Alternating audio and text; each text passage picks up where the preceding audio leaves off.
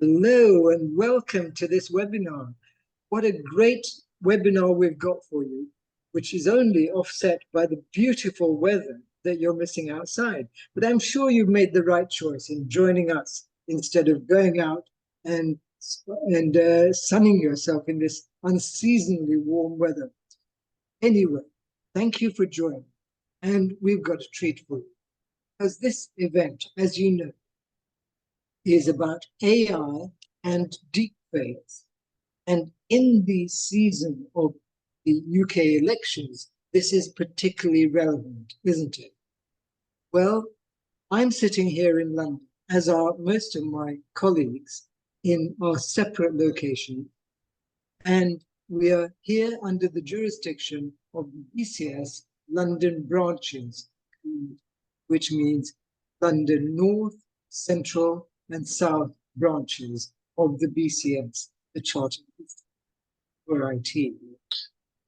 So this is in fact a gathering which is very timely, as I mentioned, because the UK elections are just around the corner.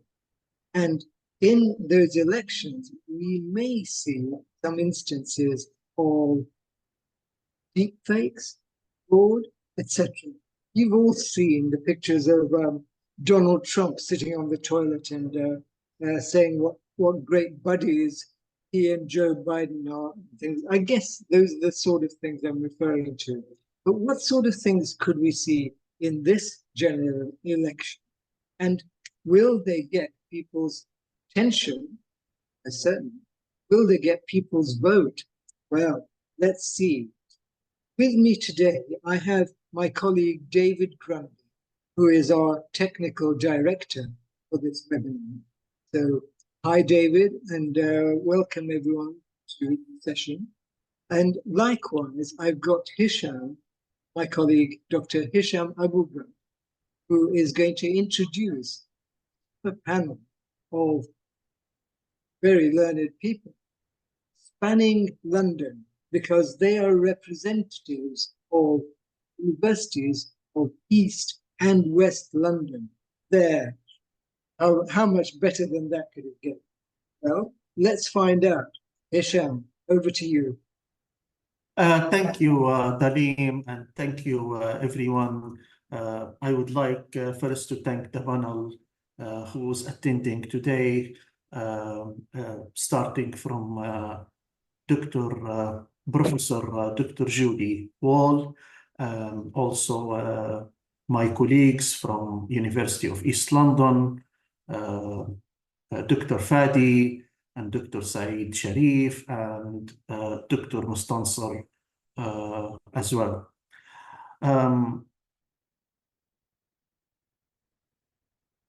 I am pleased actually today to actually talk about different topics within deepfakes and generative AI. My colleagues and Professor Judy will share first their experience, and they will provide a short presentation talking about the areas that they have been working on. Through that, we are pleased to get your questions. After each short presentation, we're going to have just few questions, a question or two. So we move to each member of this presentation panel. Then at the end, we're going to have about half an hour where we are going through as many questions as possible. If we cannot cover all the questions, we still have other events as well. We're going to have another event next week as well on Thursday, 27th, and then another event maybe next month as well. Also, you still can communicate with the panel. You can go through LinkedIn and other channels to maybe communicate with them if you are really interested and want to know more. So I'm going to start with Professor Julie. So Professor Julie, to you now, if you can please make a short presentation about your areas and your actually experience. I know that you have a lot of experience in generative AI, but also you have a lot of work in different related areas. So to you, Dr. Julie, Professor. Thank you, Hisham. I will share my screen now.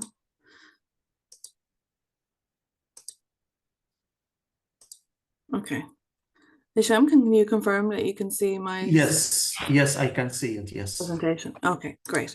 Okay, good evening, everyone. So as Hisham very kindly introduced me, I am Julie. I'm a professor of AI and advanced computing at the University of West London. And today I wanted to talk to you about the rise and impact of deepfakes, focusing on speech and audio. So I'm going to be introducing you over the next 10 minutes about the current challenges we face and the future directions in this field. So as this type of technology is evolving very quickly, we as research, as society, as industry, we really need to understand its implications, particularly in audio, which is becoming ever more increasingly sophisticated and accessible. Okay. So what is deepfake audio? So this refers to the use of AI to create realistic synthetic voices that mimic real individuals. So we're looking to mimic or clone people's voices. And at the core of this technology is the generative AI. And generative AI is a range of algorithms that can generate new content. So these could be images, video, audio, or text. And the new content is always similar to or comes from this existing data. One very prominent example of generative AI is the Generative Adversarial Network, or GANs. And these became very popular about 7 or 8 years ago. And they have 2 neural networks and they compete against each other. And this competition between the neural networks enables this architecture to produce highly realistic outputs. Voice synthesis techniques have also advanced significantly, and this makes it easier to produce convincing deepfake audio with minimal effort and resources. I guess most people would be most familiar with the text-based generative AI, such as ChatGPT, but this one I'm going to focus on the speech-based generative AI. So these advancements coming from, say, the generative adversarial networks have made deepfake audio a growing concern because of its potential for misuse. As I said, there are various forms that a deepfake can take. It could be an audio, a video, images, and text. And there's been a lot of research on focusing or detecting fake videos and images, but there is still a significant gap when it comes to audio. And this gap exists despite the fact that audio deepfakes can be just as damaging, if not more so. This is due to the ease with which audio can be disseminated, and also the trust that we inherently place in voices as a communication medium. So first, I want to introduce you to some real world cases where deepfake audio has been misused to help us to understand the severity of deepfake audio misuse. So the first one was back in 2019. It was probably not the first one, but the first one I will mention was in 2019. And a UK energy CEO was defrauded of $250,000 through a phone call. And this was a deepfake audio call that mimicked the voice of his boss. 2 years later in the UAE, a bank lost $35 million in a heist where criminals cloned voices, again, to authorize transactions. Again, more recently, we've become quite familiar now in hearing about various politicians, UK and abroad, whose voices have been stolen and manipulated to spread disinformation. And this affects public opinion and, of course, trust. And a popular example was our London Mayor, Sadiq Khan, whose voice was cloned only a few months ago. Voices are cloned also for commercial reasons. So in just this year, Taylor Swift's likeness was cloned using deepfake technology, and they used both her voice and her face. And they used this cloned version to advertise or to do fake endorsements and to make public statements. Now, deepfake audio is not just being misused for celebrities or in high-level finance or even in government, politicians, in politics. It's actually being used against the general public.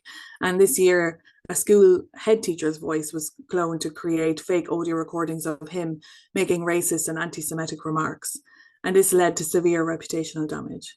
So all of these incidents over the last 5-6 years really highlight the urgent need for robust countermeasures to prevent such activities. So what are the current countermeasures and detection techniques? So to combat the threat of deepfake audio, several detection technologies have been developed over the last couple of years. So these include a variety of machine and deep learning models, which have been trained to identify anomalies in audio waveforms.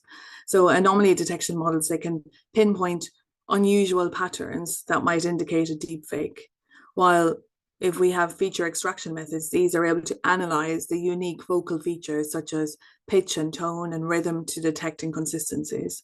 An example could be the pitch or the tone or the rhythm of the way I speak very quickly. This would have to be replicated in a deepfake of my voice.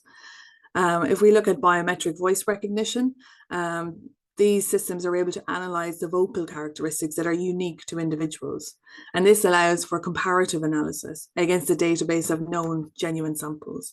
And this can help to distinguish real voices from synthetic ones, but only if we have a recording of the genuine real voice in the first place.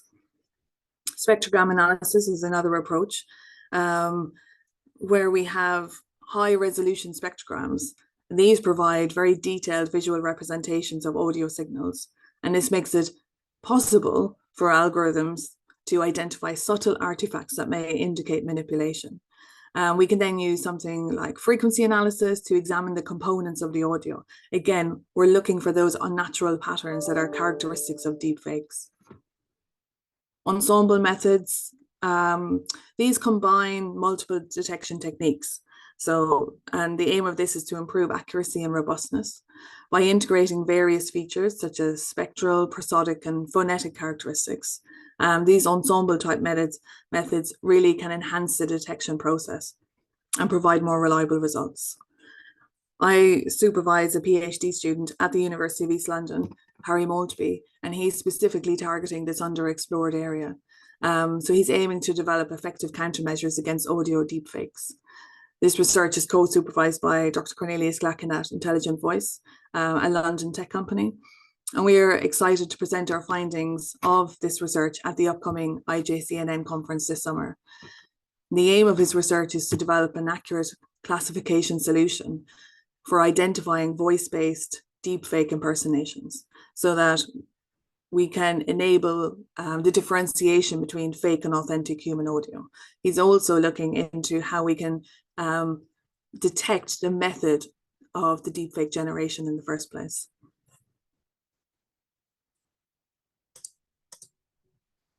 So what about the practical applications? These detection techniques have practical applications in various fields such as cybersecurity, fraud detection, and media authentication. However, implementing these technologies in real-world scenarios does present specific challenges. The rapid advancement in deepfake creation methods often outpaces the development of detection tools. Similar to all technologies, as the creators of these technologies, as the creators of deepfake technology continue to refine their methods, the researchers creating detection systems must constantly evolve and try to keep up. Also, if we look at the very subtle nature of audio manipulation, this makes it quite challenging to detect fakes, especially when we do not have the high quality, clean audio samples for comparison. So these challenges, they kind of highlight why we need continuous research and innovation and improvement in this domain of detection capabilities. So ongoing research is something that's quite critical at this point. Future directions. So there are several promising areas for future research in the detection of fake audio. One key area is the development of more sophisticated machine and deep learning algorithms. So adaptive algorithms are needed to keep pace with new and evolving deepfake techniques. Transfer learning has been around for a while, but we can use transfer learning to leverage pre-trained models on larger data sets to enhance detection performance on smaller, more specialized data sets.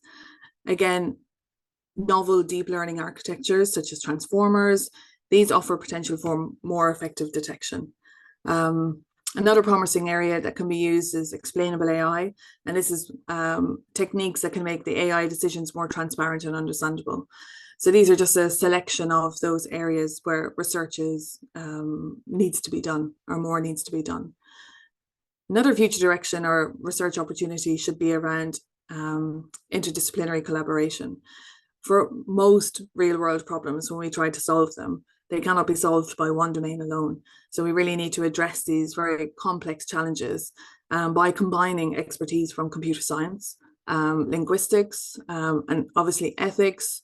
We need industry involvement, we need government standards and regulations, and we need psychologists, social scientists, etc.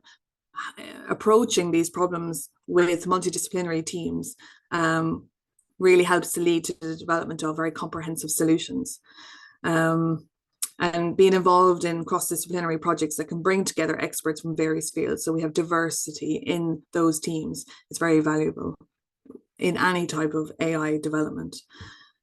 The last one would be the ethical implications. Again, just like any other type of AI, the ethical and regulatory considerations are critical. Ethical AI frameworks really need to be developed, and the domain needs to be advocating for policies to control the misuse of deepfake technology. Public awareness campaigns, digital literacy to AI literacy to deepfake literacy. We need to be educating. People need to be educated about the existence and the risks of deepfakes. What is this technology? Why should people be concerned about it beyond seeing some funny video on YouTube? We also need industry to adhere to standards to ensure that they are responsible for the creation and detection of deepfakes. So that's my 10 minutes.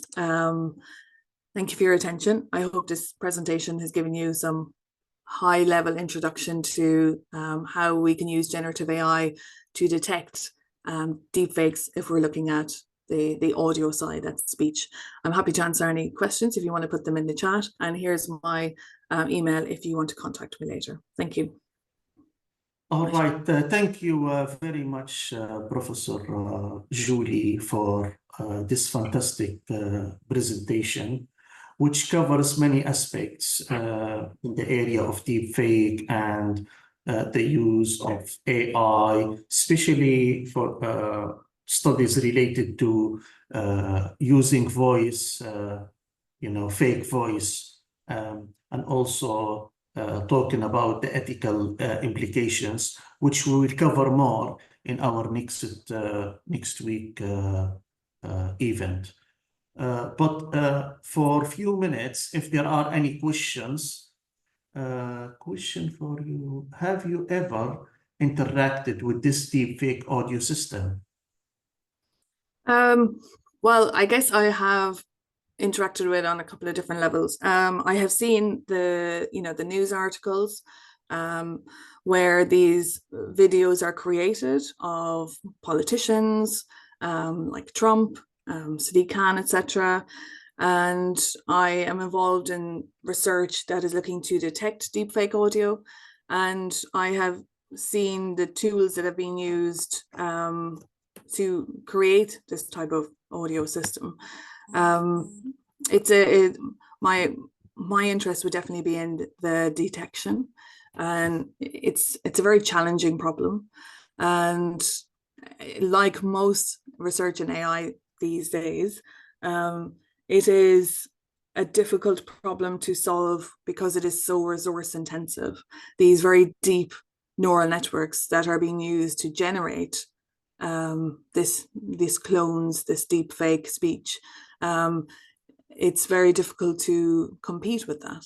So what we have been doing is looking at the spectrogram, so looking at the speech signal and really trying to pick out features from the signal itself to try and discriminate between what is human and what is fake. It always reminds me of the early days of cybersecurity when we were trying to, I'm not a cybersecurity expert by any means, but where we were constantly trying to patch our Windows Defender. And now we don't really worry about that anymore. We allow the system to work. But at this point in time, the advantage is definitely very much in the technologies around creating this synthesis, and the detection of it is trying to catch up all the time. Thank you. We have other questions from Stephen and Arun, but I think it's time now for Dr. Mustansar to do his a presentation about his experience in this area, and we are going to answer these questions later on. Thank you, Professor Julie, and it's to you now, Dr. Mustansar. Thank you very much, Hisham. Let me share my screen. Can you see my screen just to...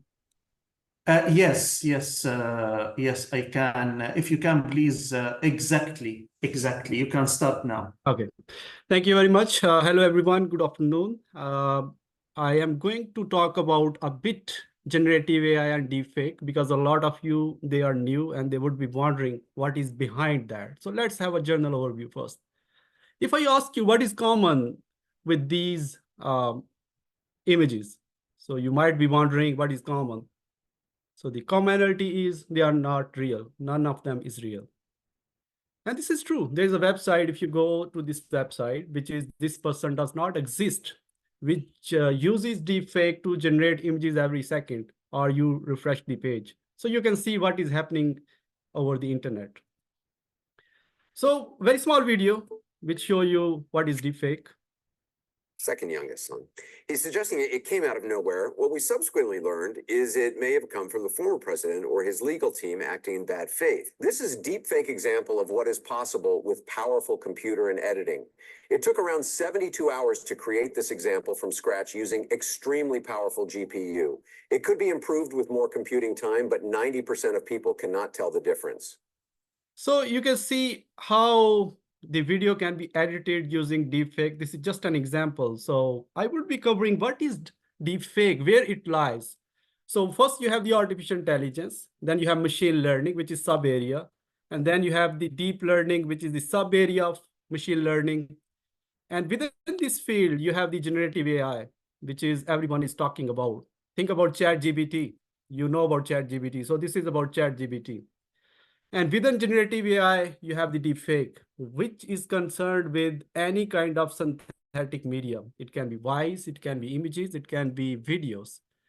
So let's dig down. What is deepfake?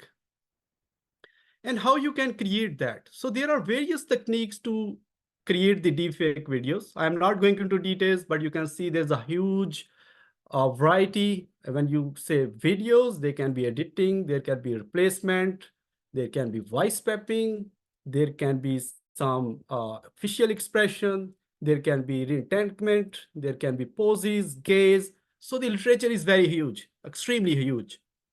But they might be very simple approaches. Nowadays, we are shifting to advanced approaches. The hackers, they are using it, which is GAN and autoencoders. Okay, so if I simply tell you what is that, so look into this example. I think on the screen, you can see Angelina Jolie, and if you mix it with the Hillary Clinton, how funny faces can be generated. So these are just few techniques which has been used for the deepfake. For the creation tools, if you talk about, there's a huge variety.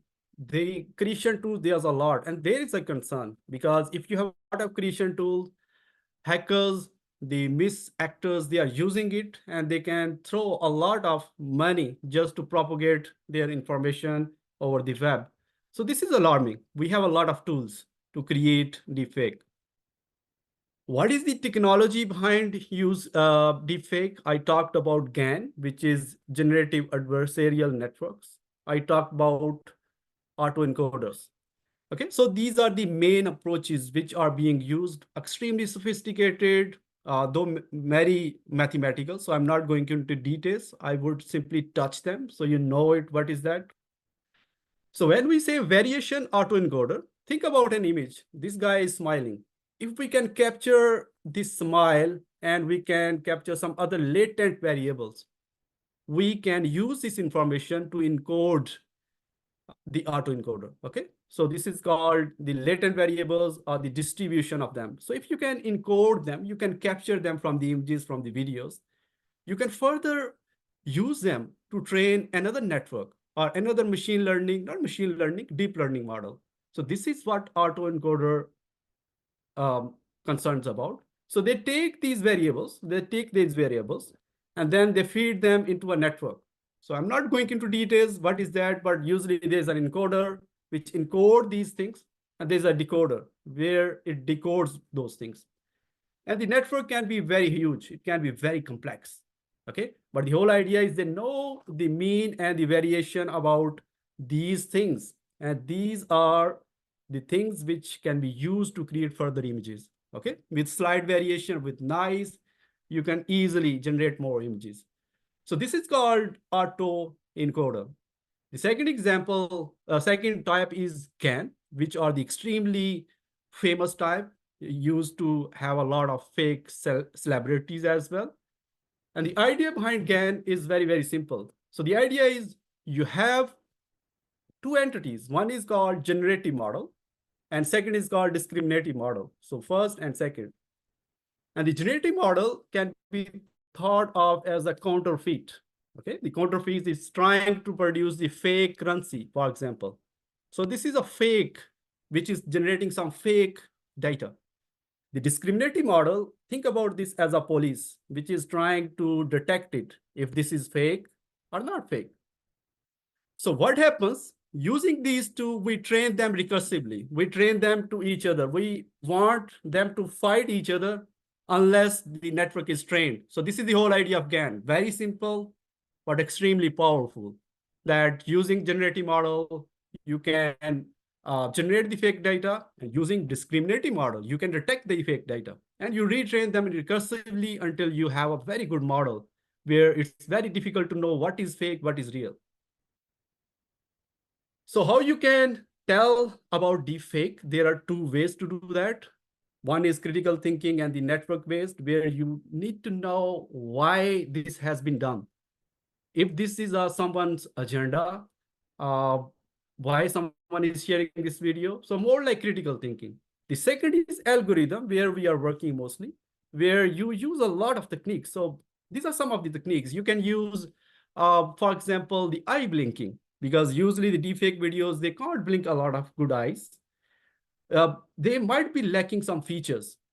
They might be mismatched between various expressions, like audio and video. Might be there's a slight mismatch. So using these all heuristics, you can combine these features into a machine learning or deep learning model and detect either this video is fake or this is real. So what are the impact on the political side? As Elon Musk is saying, AI is more dangerous than nukes. Okay, and this is really example. So let's take We're entering an era in which our enemies can make it look like anyone is saying anything at any point in time, even if they would never say those things. So, for instance, they could have me say things like, I don't know, Killmonger was right, or Ben Carson is in the sunken place, or how about this? Simply, President Trump is a total and complete dipshit. Now, you see, I would never say these things, at least not in a public address, but someone else would. Someone like Jordan Peele. This is a dangerous time. Moving forward, we need to be more vigilant with what we trust from the. So this is just one example. And think about the same example. Now, Obama was talking about Trump. Of course, this was a deep fake. Now, if the Trump is talking to Obama, again, deep fake. Stole my microphone. They took my microphone to Kenya and they broke it, and now it's broken. And you hear that? I'm picking up somebody sniffing here. I think it's her sniffs. She's been sniffing all night. Testing, Gina, huge Gina.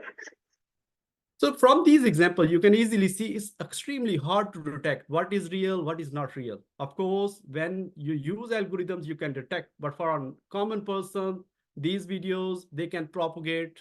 And this is how political campaign can be propagated over the networks. So as you can see, there are 78 countries whose elections are due in 2024 or might have been done. So deepfake need a lot of attention. Of course, there's a lot of ethical consideration from Meta side. In Minnesota state in USA, they have passed a bill as well. So, but more is needed. More is needed for the safety, for the ethical concerns about that. And lastly, let's just have a video and see, is it hard to detect deepfake? So this is a very good report from Bloomberg. We're entering an era in which our enemies can make it look like anyone is saying anything at any point in time. Jordan Peele created this fake video of President Obama to demonstrate how easy it is to put words in someone else's mouth. Moving forward, we need to be more vigilant with what we trust from the internet. Not everyone bought it, but the technology behind such frauds is rapidly improving, even as worries increase about their potential for harm. This is your Bloomberg Quick Take on deepfakes. Deepfakes, or realistic-looking fake videos and audio, gained popularity as a means of adding famous actresses into porn scenes. Despite bans on major websites, they remain easy to make and find. They're named for the deep learning artificial intelligence algorithms that make them possible. Input real audio or video of a specific person, the more the better, and the software tries to recognize patterns in speech and movement. Introduce a new element like someone else's face or voice, and a deepfake is born. It's actually extremely easy to make one of these things. There were just some breakthroughs from academic researchers who work with this particular kind of machine learning in the past few weeks, which would drastically reduce the amount of video you need actually to create one of these. Programs like FakeApp, the most popular and widely available for making deep fakes, need dozens of hours of human assistance to create a video that looks like this rather than this. In August, researchers at Carnegie Mellon revealed software that accurately rendered not just facial features, but changing weather patterns and flowers in bloom. This advance is not yet available to the public, but with increasing capability comes increasing concern. This is kind of fake news on steroids, potentially. We do not know of a case yet where someone has tried to use this to perpetrate a kind of fraud or an information warfare campaign, or for that matter, to really damage someone's reputation. But it's the danger that everyone is really afraid of. In a world where fakes are easy to create, authenticity also becomes easier to deny. People caught doing genuinely objectionable things could claim evidence against them is bogus. Fake videos can also be difficult to detect, though researchers around the world and at the US Department of Defense have said they're working on ways to counter them. Deep fakes do, however, have some positive uses. Take Cereproc, a firm that creates digital voices for people who lose theirs from disease. Speech synthesis is the artificial production of human speech. There are also applications that could be considered either good or bad, like the many deepfakes that exist solely to turn as many movies as possible into Nicolas Cage movies. Oh, hi, Mark. I hope you got the basic idea. And lastly, about our research. So as I said, we are working on the algorithms to detect deepfake, whether this is audio or video. And mostly we are concerned with the algorithms part. So I'm not going into details, but we have a diverse team from Michigan University and from Southampton, a lot of teams from overseas, Pakistan and Saudi Arabia. And from UEL, Dr. Nadeem is working in EU project. So the whole idea is we can make some software or the tool which can be used to detect deepfake, because making deepfake is easier, but detecting, there's a lack of work. And this is where we are working. thank you very much. If you have any question, and over to. Thank you, Dr. Mustansar. We have actually Stephen asking about online security credentials. He's saying that this is now relying on more on voice recognition. Actually, this was one of the questions after Professor Julie's presentation, but maybe you can give your thoughts about this. Yeah, I think this is the work which mostly Julie is doing, but my idea is voice can be a digital signatures. And of course, nowadays the banking, they are using your voice for the digital signatures, but voice can be cloned easily as well. And this is where we need to detect these things. Technologies, if you don't know, like large language models and ChatGPT, you can plug in their APIs and you can use various other open source tools to clone the voice. So further work is needed. And of course, this is still in the initial stages. As I said, detection is hard.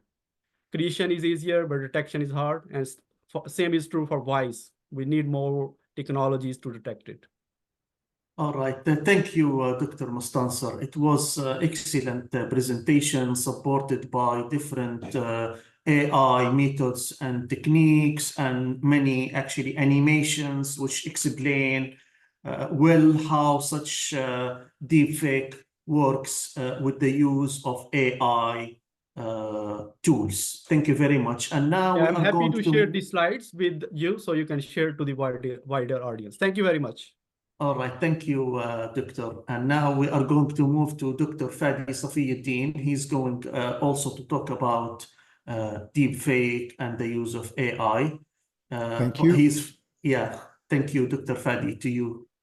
Okay, yes, let me share the slides.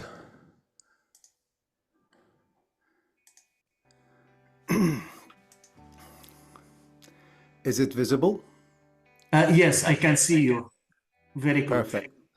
Hello, everyone. My name is Dr. Fadi Safieddine. I'm a senior lecturer at the University of East London. And today I'm going to talk to you about fake news and how the integration of deepfake is going to affect it, especially on social media. So the problem with fake news has been going on for a long time. And my research goes back to 2016 when we didn't even call it fake news.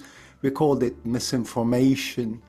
And over the years, this has evolved, and around 2019, we start calling it fake news. And the last publication I've had, and this actually hasn't come out, it's a Springer conference, the 12th computing conference in London, and that specifically is about deepfake. So what's happening with deepfake and its relation to fake news? That will be my focus today. So I'm going to start briefly by talking what is fake news. Why is deepfake a concern? How is fake news and the new threat we get from deepfake is affecting us? We've seen examples of it from the US election 2020. We always have to learn from previous experiences to know what's coming next. And I'm going to be talking about this now. So just a brief start and clarification. You know already what is deepfake. Dr. Mustansar and Professor Julie have already explained that well, so I'm not going to repeat that.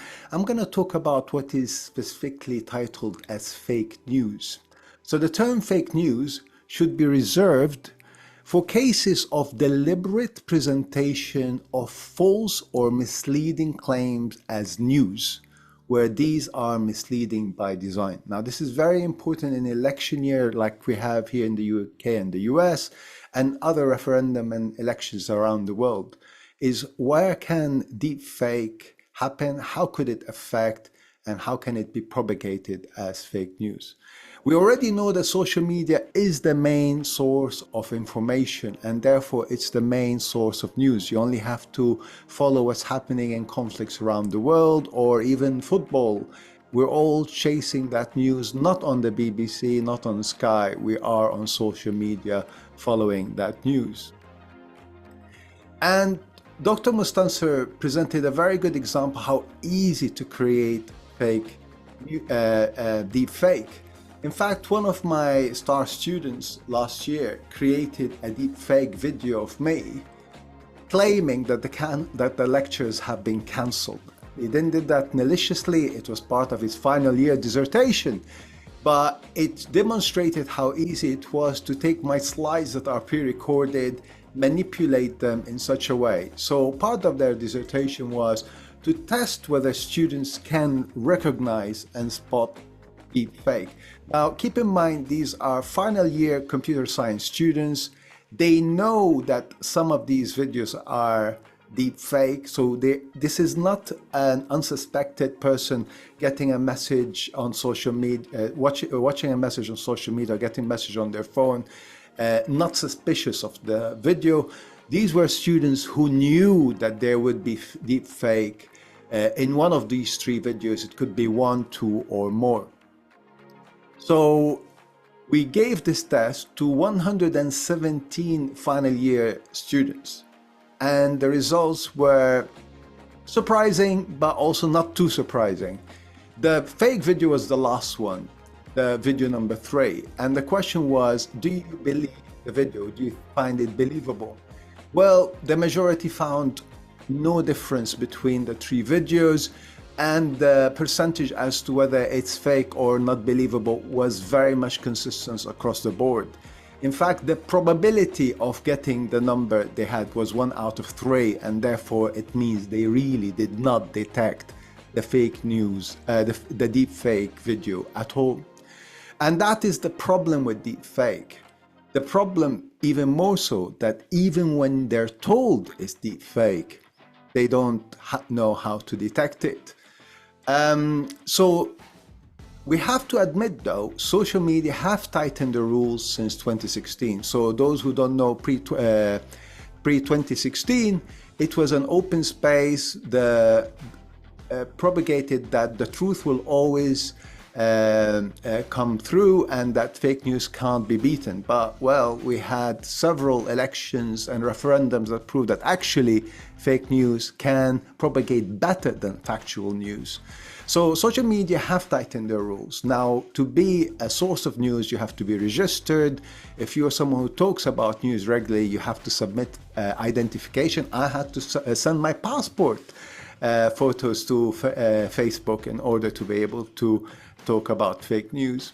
But despite their best effort, and they've done a lot, and I'll talk a little bit more about it next week when I speak about how to fight deep fake and fake news. I warned back in 2018 and 2020 that those who enjoyed the power of fake news will not give up that power easily. And they will find another way, despite social media doing everything they can to combat it. And this comes to the case study I'm going to talk about today, the battlefield Florida. What do I mean by that? In the US, it's always been very close contested state with 29 electoral votes. And historically, every president who won that state won the election except 1 year. So you can imagine nearly 60 years of elections in the US. Whoever wins Florida won the election except one, 1992. So naturally, those who want to propagate fake news focused completely on Florida. But they knew social media is not going to be on their side. So what did they do? They targeted people, and that's coming all from multiple news agencies, The Independent, Politico, Vox, and even BBC, that people were being targeted directly on their phones. What do I mean by that? So using big data, using things, getting information about people, political views, religious views, ethnic minority views, even their background language and stuff, they will be targeted with direct messages on their WhatsApp, on their Messenger, on their SMS, on their even Twitter messaging, not the Twitter online, with deepfake. And the target was to target a variety of people based on their belief and their interest with fake news. Now, this is a lot harder to detect. So, like where social media has the tools and may employ other tools that we know is being researched, algorithms, how can you stop a video link getting to your SMS? How can you stop that? But did it work? Some may argue it didn't work. At the end of the day, the Donald Trump and the Republicans didn't win that election, even though in the end they actually did win the state. But we need to step back and make an analysis there. Yes, they won the state, and that's the first time in maybe my second time in 60 years that an election which wins Florida didn't win the state.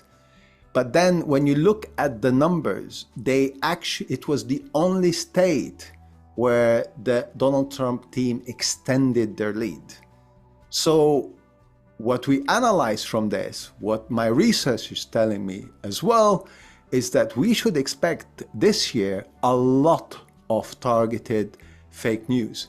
A lot of news that's using big data, using direct messages, even phone calls to people. And this time they will probably not focus on Florida only. That probably was the strategic mistake. The one thing we have in the UK is that this is not allowed. You are not allowed to contact people without prior permission. So we're not experiencing it here, but this is not what they have in the USA. Unsolicited messages and especially during elections considered part of free speech. So that is my my research in this area. My concern when it comes to deepfake being targeted during elections. If you have any questions, by all means, feel free to contact me. Thank you very much. And any questions?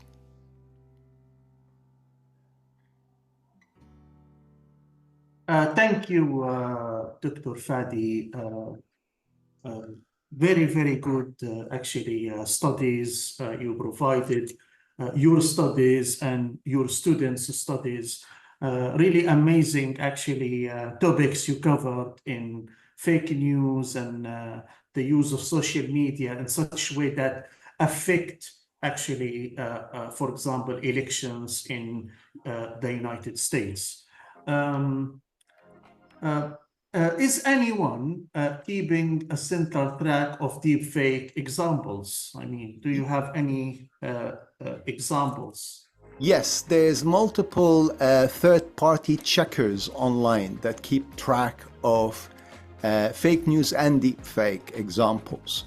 I have to say, this is probably the biggest challenge they have. When the messages are sent to your phone, to, let's say, a group of people's phones, it's not in public domain, which used to be different during social media.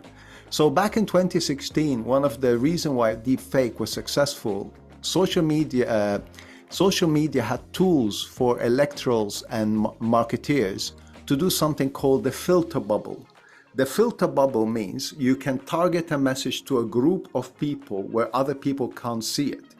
A typical example is the Pope endorsing Donald Trump. That was targeting only Catholics, religious Catholics in the US. Now, people who are from different backgrounds, who are of different faith, who believe or don't believe in Catholics, didn't see that message. Even when a Catholic person shared it on their Facebook, or those who are classified as Catholic like them and religious could see it. Let's say if they have a neighbor who isn't, they won't see it. So that was the challenge. Now, social media took that tool away, but still we could see these online and we can report them. The problem now we have, if you and maybe 500 people get that message, those other parties are not going to be able to see it. So there is some tracking, but I'm concerned that that tracking is probably not very good. Thank you, Dr. Fadi. It's a very, very good, information you have provided about deepfake and fake news and the use of social media and how all these different tools can be used in our life and how it can affect our life in different aspects. Thank you very Thank you. much. Thank Now you very we much. are thank you, Dr. Fadi. Now we are moving to Dr. Saeed Sharif. Dr. Saeed. Thank you very much, Hisham. Can you hear me? Yes, I can hear you. You can share, Share you the know, slide. all right, thank Can you you. see my slide now? Yes, I can see it. So you can start now, Doctor. Thank you very much. And good evening, everyone. Thanks, Hisham, for the introduction. And this is Saeed Sharif. I'm leader of Intelligent Technology Research Group at UEL. And also, I do a lot of consultation in AI, focusing mainly on innovative medical technology, as well as innovative decision-making for legal aspects.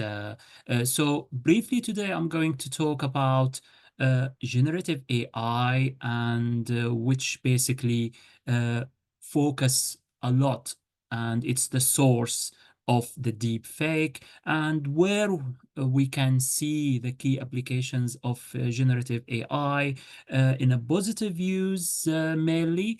And of course, once we talk about AI, always there is a concern about the ethical and the legal ones.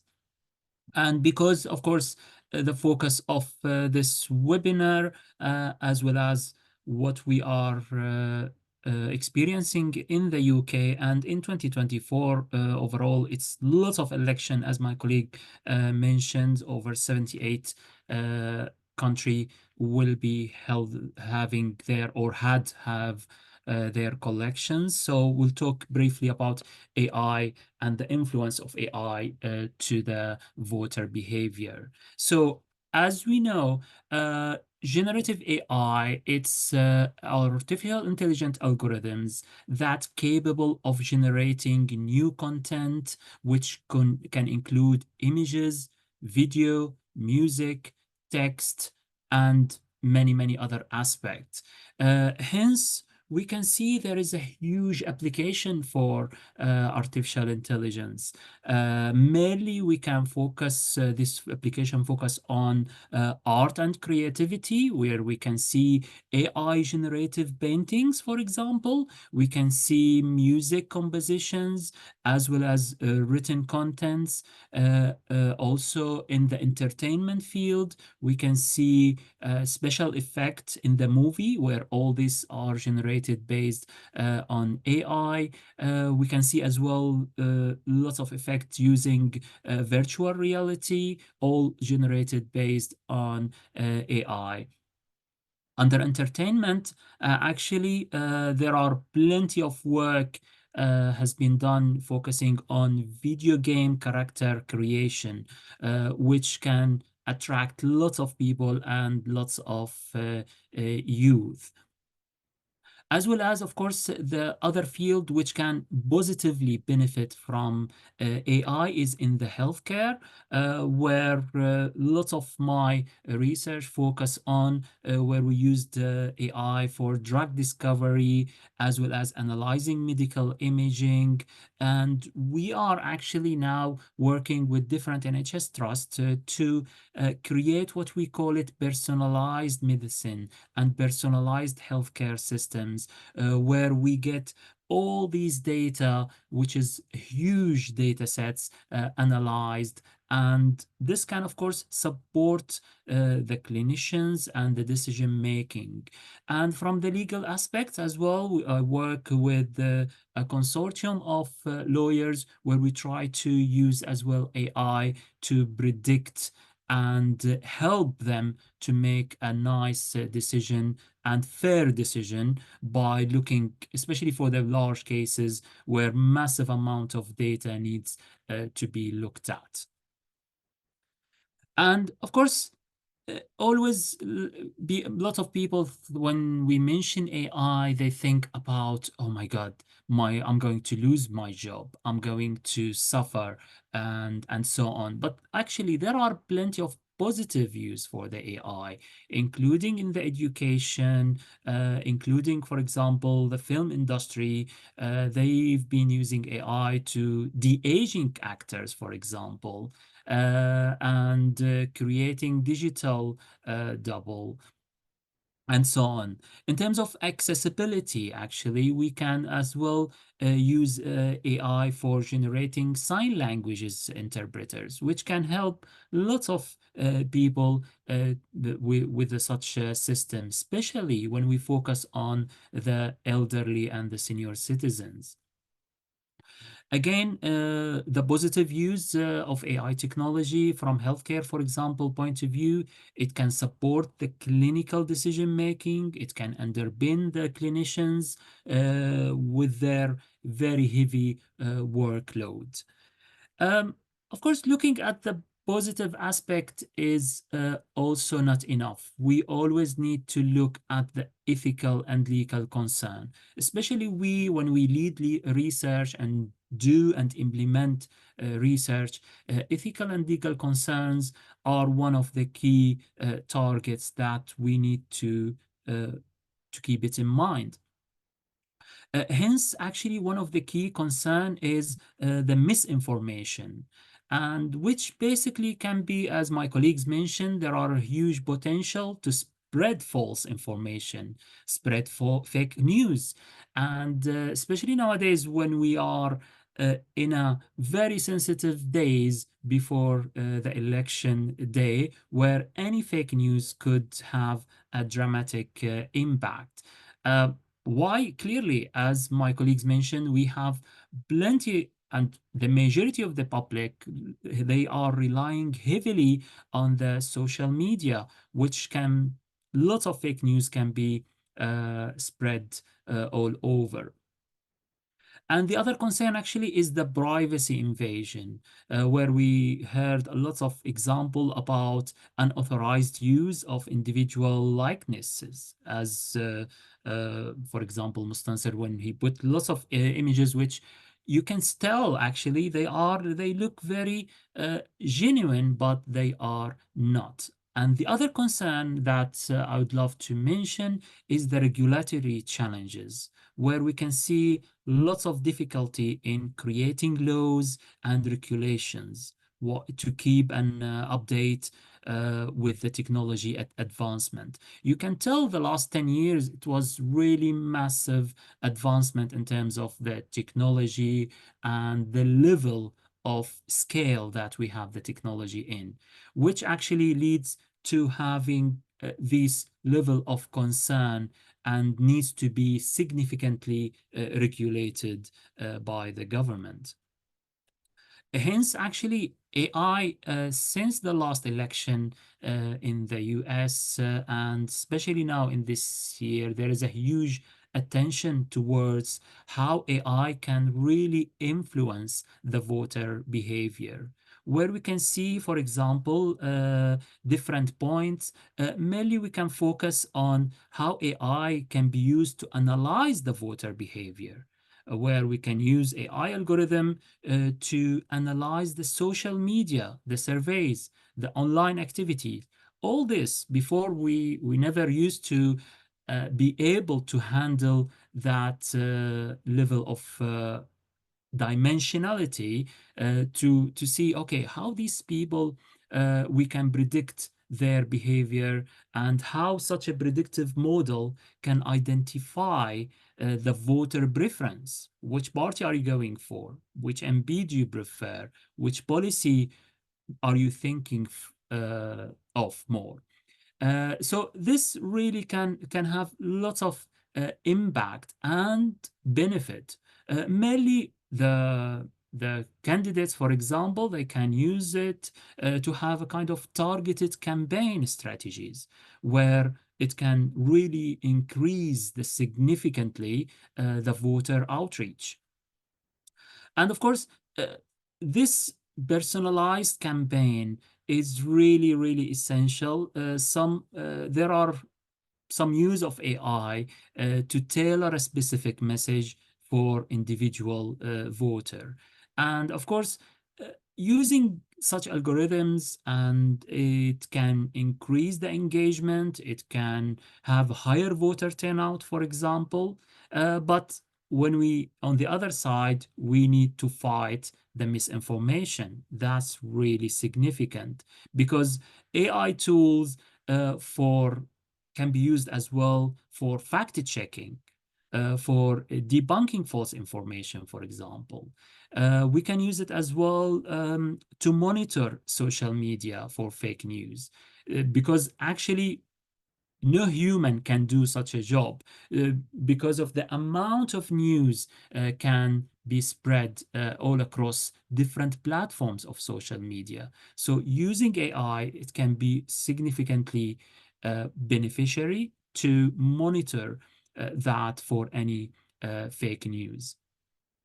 And as well, we can educate the voter to verify the information.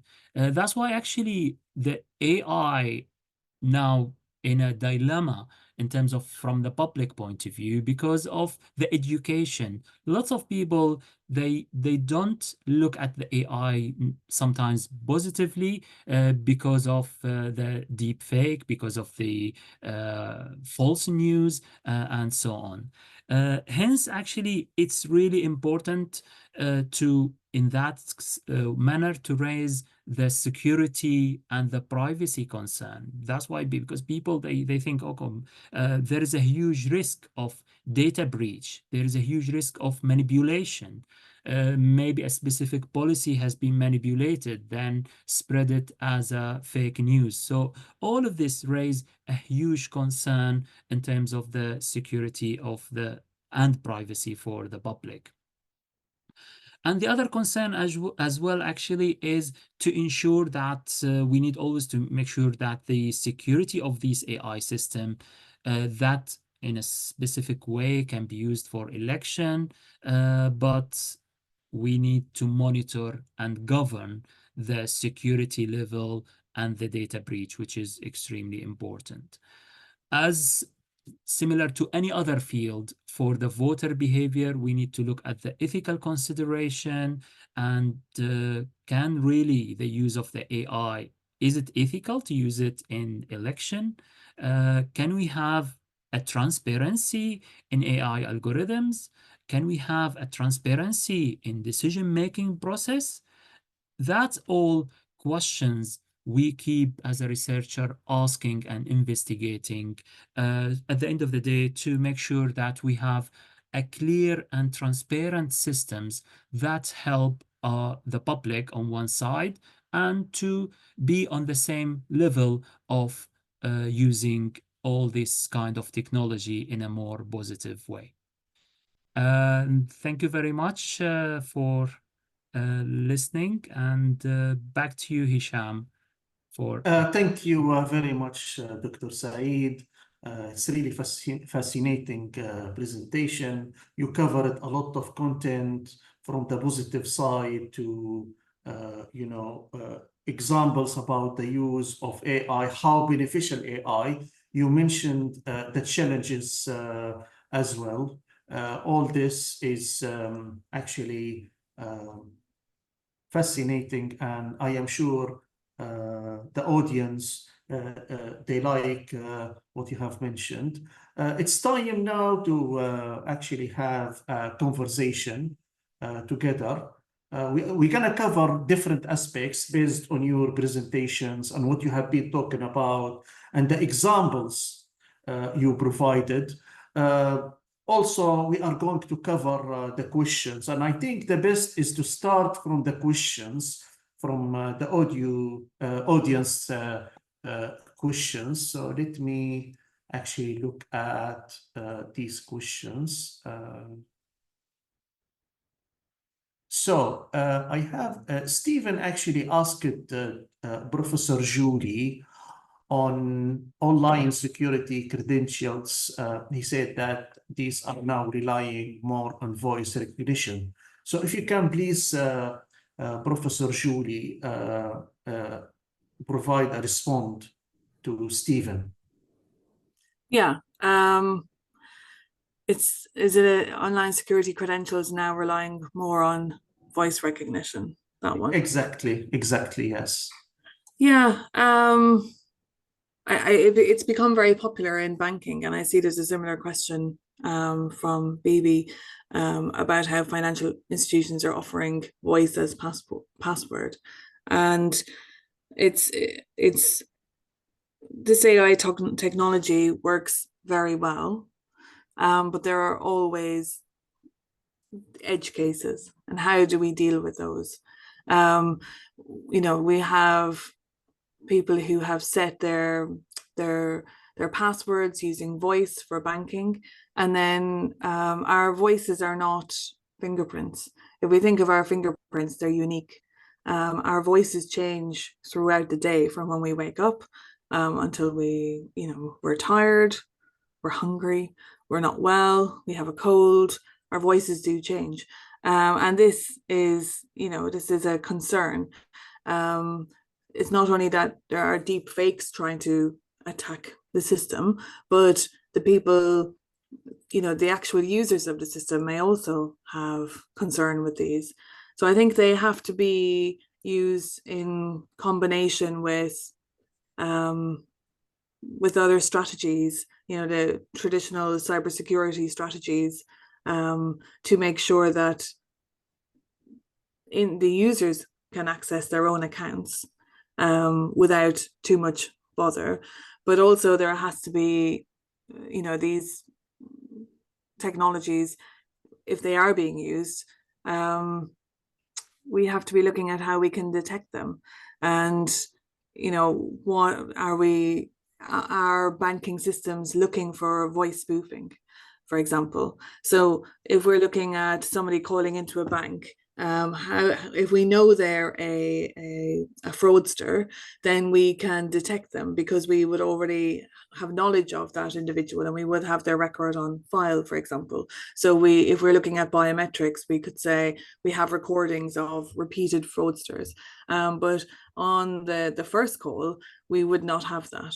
So I think this technology is, you know, it is fantastic. When it's working, it's great, but the issues are around when it's not working, whether that's through deepfake attacks or even for the individual users who, through, you know, for many reasons, health reasons, they are not able to successfully use this technology. So yeah, I think it has to play a part when we come to security. I think voice is important and it can work very nicely, but I think it has to play a role. It should not be used as the, you know, the only mode of access, for example. So like multi-factor authentication, the traditional get a PIN number texted to your phone, I think these have to be reliable backups that can be used when there are problems for the user. And yeah, well, you know, there has to be continued research on the voice spoofing and how this can be detected for security credentials. Oh, thank you, Professor Julie. We have another question from Andrew about keeping a central track of deepfake examples. So is there any maybe example related to that? Maybe, I don't know, Saeed or Fadi. I think I already answered the question. That's why I say thanks. After that, it was a question after my presentation, if I'm not mistaken. There are loads of examples, and they're all being managed by what we call third-party fact checkers. So whenever any deep fake or suspicious piece of news is being shared online, it gets reported, and one of the techniques is many websites, if you look for fake news detection, tend to be managed by reporters, by academics who will do reverse search on the topic, on the images, on the videos themselves, to identify whether this is true or not, and then they write a report, and therefore it debunks that fake news or confirms it. So if you go on these websites, there's many of them. I can't think of my head names because there's so many of them. and they tend to be quite reliable. Even BBC Verify is also engaged in debunking deep fake and fake news that when they're reported online. You have France 24 as well, who does that. Thank you, Dr. Fadi. Actually, from what you said, what do you think about, the level of impact of such tools, including like fake news and social media, on our life? So, how how dangerous maybe you see it? Well, the good news is it's a lot less than what we had in 2016. So many studies that came out around that period suggested that the level of fake news back then was around 30 to 35% of everything we see online. So that was a huge percentage. We have to admit we don't have this level now because these tools were taken away by social media platform, which were available for anyone without verification.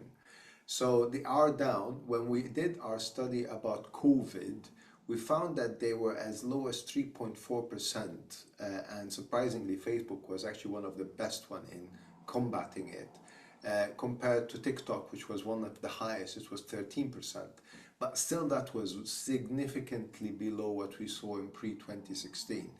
So I'm not gonna say it doesn't have an impact. It still has huge impact. I think the most dangerous impact at the moment is what I mentioned in my presentation, is when you get that on your phone, who is going to be there to check it? Who's gonna be there to spot it? And more so, how are we gonna know how many people saw it? Because when you get it on your WhatsApp and you share it with your friends and your friends share it with other friends, who's gonna know that this is spreading? And I think that's more dangerous. That's underground fake news. That's not visible. We could be sitting now and millions of fake news and deep fake videos are being shared and none of us in this room know that they exist. That is the concern. And I don't know what we're going to see in 2014, but as I predicted in 2020, the people who utilize fake news are not going to give up. They're just not going to say, yeah, we lost the battle. They know the power that comes from fake news. They know the power now they can utilize from deep fake. We're just going to have to find out by the end of 2024 how it was used. Thank you, Dr. Fadi. We have another question from Stephen about if you can speak or talk about the new EU law on AI and its focus on making the model developers liable even when third parties have misused the AI.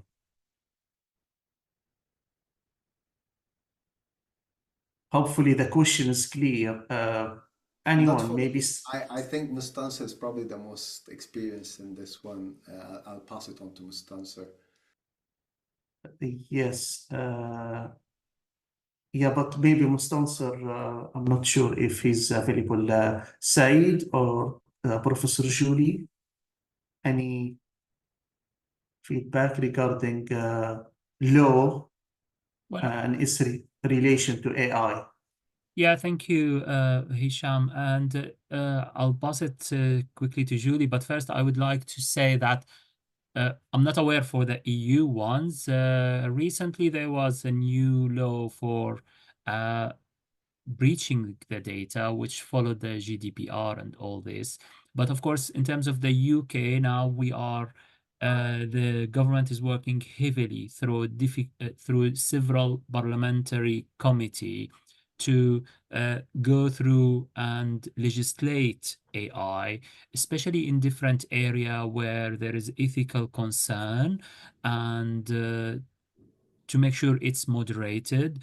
And of course, we have significant number of industries working in different area, including the legal aspects, the healthcare, the voice recognition, and all of these industry, they are keen to see more legislations about the use of the AI, especially now, of course, we are more independent and we are not relying on the EU laws. So that's what I'm aware of. And I'm not sure if Julie has got any further points about this. Yeah, my understanding, like from my reading of the EU AI Act, it's focused, as Stephen said, on regulating the AI to ensure ethical use and accountability. So it's looking at the development of the AI, and he's absolutely right. It's not just about who develops it, but it's also how it's used, because the EU law is not just on the technical side of what is being developed, but it's also the developers need to be considering like the ethical considerations, or even the risk of what this technology could be used for. So whether we agree or disagree, that was the point of it. It's that it's trying to encourage companies to adopt a more responsible approach to AI throughout the development of the AI, and that they should be actively thinking of how the AI can be misused while they are developing it. And it's, simple things like, we've had the traditional software development lifecycle for, decades, and there's different approaches to that, but we need to be considering within the development of AI, there has to be, that sort of approach. There has to be a very considered approach to the tool, the technology, how it uses data, how it makes decisions, but also thinking about how it's used down the road. So it is difficult, and developers in Europe may need to, or even developers who are selling software to Europe, they may need to invest in additional resources and technologies to ensure that they comply with these types of requirements. I guess it's an opportunity to focus on, as I say, the development side, that there's an ethical approach, a very considered approach, a risk-averse approach to developing AI. One of the concerns with that approach is that will the EU not be able to compete in being able to advance their AI technologies as quickly as in other geographical locations? But I think that can only be a good thing. The rate of the advancements of AI technologies is so fast at the moment. To try and build in that very considered approach, I think for society, for the end users, that is a very important part. Yeah, thank you, Professor Julie. I just shared on the screen a link sent by Andrew. This link basically show the summary of the EU AI Act. So anyone, you can get more details through this link. Thank you. Another question is about what are the things you are most excited about in generative AI? Have you seen some of these use cases in production today? I can start. I'm very interested in the customer service and the virtual assistant side. The chatbots are becoming so intuitive, powerful. They're so much, when the latest technologies and the GPTs and chatbots, etc., they really are revolutionizing the chatbot and the customer service that can be provided. This instant support, very context aware, able to handle common queries. I think that's fascinating. The virtual assistant being able to use this technology as a tool that can support us. There was a really interesting headline on, I think it was on LinkedIn last week, and it was, I want generative AI to do my dishes and laundry while I'm writing my book. I don't want Gen AI to be writing my book while I'm doing the dishes and laundry. So I think if we can focus on, you know, those parts of our lives, what Gen AI can really help, which is, you know, writing emails, writing reports, and use it to enhance our work in these areas. I personally think that's very exciting. Thank you, Professor Julie. Anyone maybe wants to add anything regarding what Julie was talking about? Okay, we may go to another question. What are some of hardest research challenges that needs to be solved? So any maybe challenges you may talk about or research challenges? I can talk about this briefly, Hisham. Thank you. Yeah, actually, the key challenges now we are facing in terms of the AI is the way the public can accept the AI and the legislation of the AI. There is, as been mentioned before, a significant level of work has been done at the universities level and the industry level, all focusing on the use of the AI for different applications, of course, related to our life. But we need to make sure that the key challenge actually that all of the companies they should look at is the ethical of using AI and how this can significantly impact our public life. And one of the key issue actually is like using a supportive generative AI to help the senior citizen, which, as we know, like, for example, the local governments, they are struggling with the home cares and so on. But when you look at it, I did personally research with this with several local councils, when we look at this aspect, there is a huge level of privacy issue. There is a huge level of ethical issues. This needs to be fully legislated. And on one side, on the other side, the acceptance level is still, especially in the UK, is still low. I know everyone is talking about AI, but still to implement it, especially as a public, it's still not, the acceptance rate is really low, which is understandable because the key point of this, the key reason of this is the education. And actually, such a webinar is really important as well to give the public more ideas, more details about the AI and how they can benefit in a positive way in the AI, because the majority of the people who are not mainly specialized, their key concern is they think AI is going to take my job or replace my activity, or how this can change my life.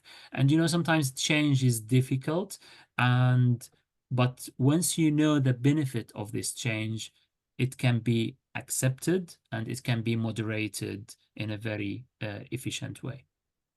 Thank you, Dr. Saeed. So we have 2 questions and only about 7 minutes.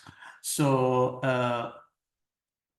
first question is, are there any AI models or architectures being trained or used to explicitly detect deepfakes? I was trying to put that into the chat unsuccessfully.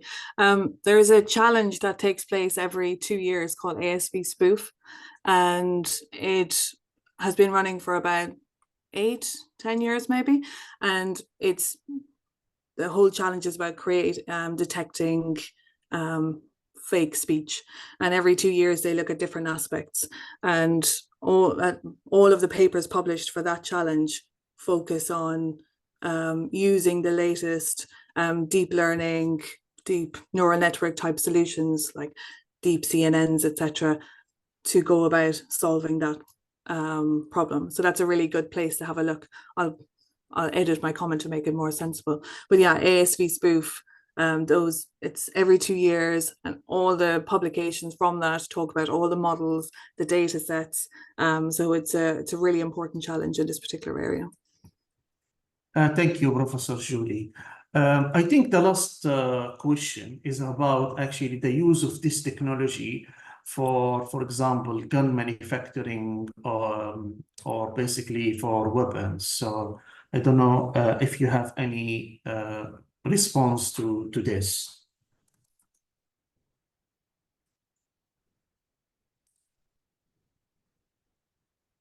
So basically, in military use of this technology, I think that's maybe what the question is about, because I cannot basically get the Yeah.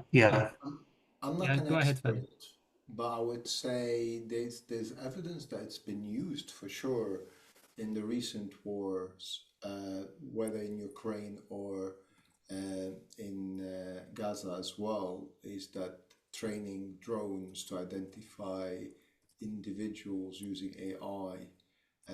I forgot, I think it's called Lavender Project, and it's been heavily criticized online for its work, but that's the only knowledge I have.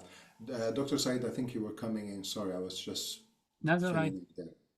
Yeah, thank you, Fadi. Yeah, I was going to mention this, and as well, actually, from the military use for AI, mainly focusing on the robotic and image recognition and of the object, which it's been a couple of years been used significantly, which obviously this involve a heavy duty industry of the robotics, as well as the AI and software sides to detect any objects. And of course, in some way, it's been used significantly in the US to disarm this object mainly, which mainly it's been used from a military point of view to save lives and to protect the military personnel.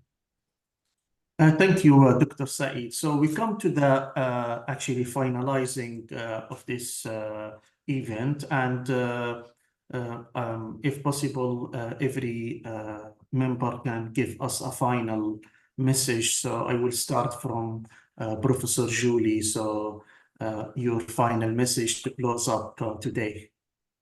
I am clearly a fan of AI, but I think we all need to be, developers, researchers in this area. We really need to be concerned about bias, what data is being used to train these models, and how diverse is that data. And it's not about the latest GPT XYZ. It's the data is the most important thing. And that's what I always say to my students. It's not about the next model. It's always about the data. And who is going to be who is that model going to be used on? Is it going to be used in a decision-making process? In which case, does that historical data relate to the actual end users that will be impacted by it? We have bias in society. That is, of course, reflected in the data. How can we fix that? Our inherited biases from historical data is going into the training of these models. So that's my big comment will be about AI. I love it, but we have to be super cautious and concerned about the data that's being used to train these models. Thank you, Professor Julie. Dr. Mustansar actually has I am here now. Hi. Yeah, if you have a final message, Doctor, please. Yeah, thank you very much. The final message, I think there are a couple of things. The first thing, this is very new area. So if you are a researcher, you want to do PhD or master's, choose this area, because there would be a lot of work in the next 5 years. A lot of tools would be coming, a lot of potential. The thing about some startup, really, you can easily build startup leveraging open source tools. Think about large language model, Llama 2 or Llama 3 by Facebook Meta.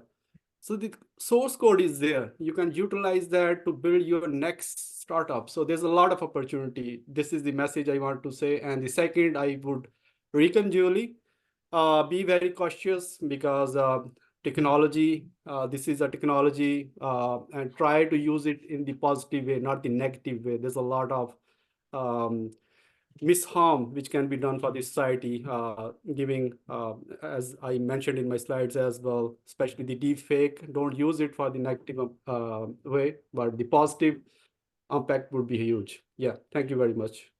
Thank you, Dr. Mustansar. And Dr. Fadi, your message? Yes, it's the age-old challenge when it comes to computer science. Data in, information out. So the quality of the data that's being trained and the algorithm that's been used to process it is the next challenge. And I agree with Dr. Mustansar and Professor Julie and Dr. Saeed's comments. This is the next area of research, and we shouldn't be terrified of it. This reminds me of the first days of the internet. People were worried how everything's going to change, and now we use it in a positive way mostly. Yes, we do it through regulation, through right use of it, and that is the projection is going to be for AI. So we should not be running away from it, because if we run away from it, our competitors, other countries will embrace it and take advantage of it. So we need to be in the front end of it. Thank you, Dr. Fadi. And finally, Dr. Saeed. Thank you, Hisham.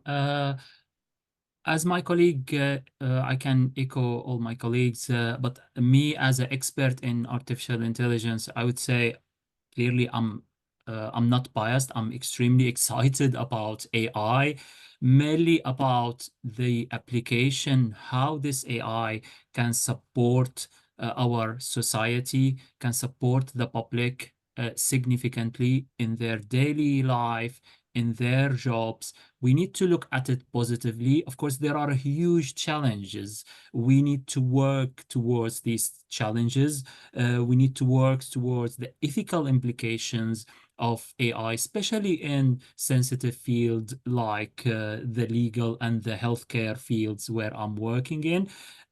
Overall, once we work on, we need the support of the local and central government, of course, through making it lawful applications, and to make sure this application can really add a significant impact on society, because we are still a bit behind, and we don't want UK to be behind in terms of the applications and the utilization of AI significantly all across our society. So again, thank you very much, Hisham. Thank you, Dr. Saeed. So thank you, everyone. Thank you for attending this event. We're going to have next week another event focusing mainly on the ethical and behavioral side. We're going to also provide the same way, actually. We're going to provide like examples and also support of education materials. From me, thank you very much. And now it's to Dalim to end this event. Thank you. Wow, what an interesting event, and what a lot of fast-moving information. And this is, of course, a field that we're all really interested in and have to be. But I'll just say something in terms of what the BCS is doing. BCS has introduced a foundation certificate in the ethical build of AI. By no means perfect, it's evolving all the time, but then the whole field is. This might be an interesting area to dip into. So the BCS Foundation Certificate for Ethical Build of AI, into it. And that is my thank you and final comment, except to ask you all to join me in thanking our great presenters and our great moderator, Hisham. Thank you and goodbye.